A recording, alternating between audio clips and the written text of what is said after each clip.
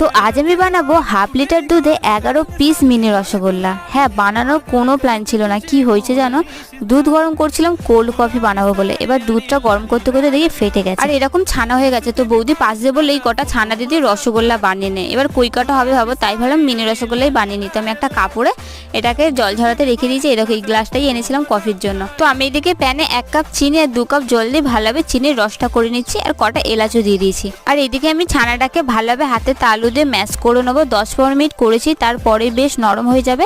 আর এরকম ছোট ছোট আমি রসগোল্লার শেপ দিয়ে দিয়েছি এরকম ভালো ভালো করে। আর দেখতে হবে কোথাও যেন ক্র্যাক না থাকে।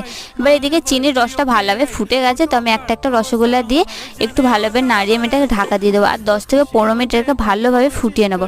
তারপরেই আমি এটাকে চিনি জলে সারা রাত ভিজিয়ে রেখেছিলাম ফ্রিজে। তারপরে দেখো কি সুন্দর ফুলো ফুলো রসগোল্লা হয়ে গেছে, আর বেশ স্পঞ্জি হয়েছিল, তোমরা দেখেই বুঝতে পারবে। আর তোমাদের ভিডিও ভালো লাগলে ফলো ফর মোর।